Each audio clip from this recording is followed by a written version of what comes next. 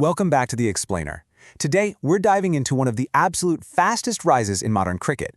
I mean, think about it. At just 25 years old, India's newly appointed Test captain, Shubman Gill, has stepped into the massive shoes of Rohit Sharma and Virat Kohli. He's taking on the captaincy, claiming that coveted number 4 spot, and honestly, making quite a dent in the record books while doing it. But, a rise this rapid inevitably brings up a few questions. And that brings us perfectly to this thought from former Indian captain Ajay Jadeja.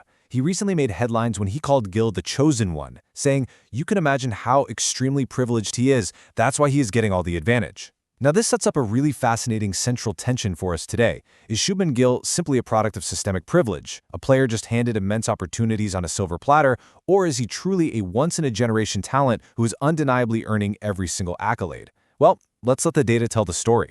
Section 1. Spooky Symmetry. The Prince and the King.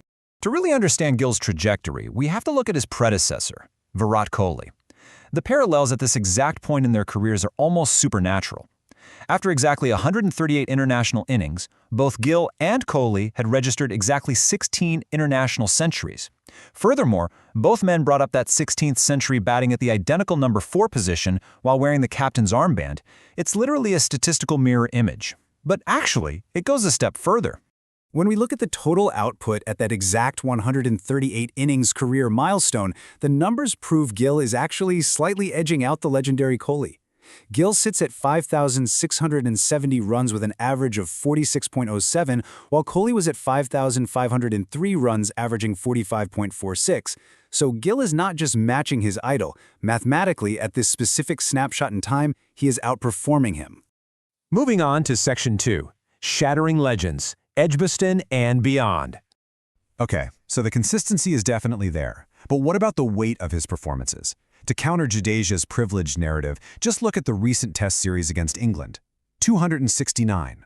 In the second Test at Edgbaston, under heavy skies and highly favorable English bowling conditions, Gill delivered a monumental 269-run knock. It was an absolute masterclass of a captain's innings that completely turned the tide of the match and made a massive statement to the cricketing world. With that single knock, Gill shattered the record for the highest Test score ever made by an Indian captain. Just look at the names he leaped over to get there. Virat Kohli's previously untouchable 254 not out. Sachin Tendulkar's legendary 248 not out. At 25, Gill cemented himself above the absolute titans of the sport in the captaincy record books. No small feat, right? But it wasn't just a one-off innings either. Across the series, Gill amassed an astonishing 754 runs, averaging nearly 84 and hitting 4 centuries. This made him the highest-scoring Indian captain in a Test series ever. In fact, he fell just 20 runs short of Sunil Gavaskar's legendary all-time Indian record of 774 runs, which has stood untouched since 1971. Scoring 4 centuries in a debut series as captain is something only Don Bradman and Gavaskar have managed previously. Section 3. ODI Invincibility, a league of his own. Now, while his Test exploits make all the headlines, in one-day internationals, Gill is leaving everyone in the dust. He achieved the 2,500 ODI run milestone in just 50 innings, breaking Hashim Amla's previous world record. And he didn't just crawl there. He maintained an average over 60 and a strike rate over 100. That combination of volume and speed is literally unprecedented in the format. To really put into perspective how far ahead of the pack he is, look at the run totals after 51 ODI innings. The gap is massive. Gill sits at 2,688 runs. The next closest modern legend at that exact mark is Virat Kohli, way down at 1,954 runs. Gill is lapping the competition by over 700 runs. Part of the reason his run total is so astronomically high is his ruthless efficiency, specifically his 50-to-100 conversion rate, which is basically how often a batter turns a solid 50-plus start into a massive century. Get this. Gill registers a 50-plus score every 2.2 innings. Every 2.2 times he walks out to the crease in an ODI, he scores at least a half-century. That is the most frequent of any batter in history to reach 2,500 runs by age 25.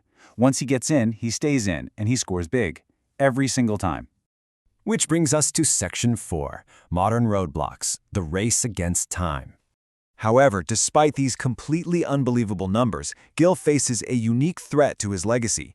It's not a flaw in his technique, it's the changing landscape of modern cricket. The global ODI calendar is shrinking as franchise T20 leagues take over the schedule. He's only played 6 ODI since the 2023 World Cup. He averages just about 12 ODI matches a year outside of World Cup years. To reach the mythical 10,000-run club, he mathematically needs about 123 more games. At his current rate, that will take 10 full years of playing flawlessly. We are witnessing a fundamental shift in how cricket greatness is measured, an era where players might simply run out of games to break those all-time volume records. And then, of course, there is the intense pressure of the big stage. Stats are wonderful, but legends are forged in finals. We saw this dramatic tension play out in the recent Champions Trophy. Gill absolutely dominated the tournament, including a brilliant, really mature 101 not out to get India past Bangladesh.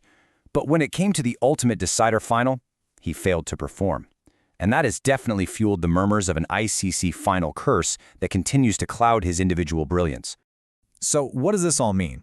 It leaves us with a truly fascinating dilemma to ponder. He undeniably has the best statistical start in the history of the sport. He is breaking records held by Tendulkar, Kohli, and Gavaskar. But with a shrinking ODI calendar starving him of matches and the lingering shadow of ICC final heartbreaks, we have to ask, will Shubman Gill ultimately be remembered as the undisputed greatest of his era, or will he go down in history as the greatest we never got to fully see? It's a question only time and Gill's bat can answer.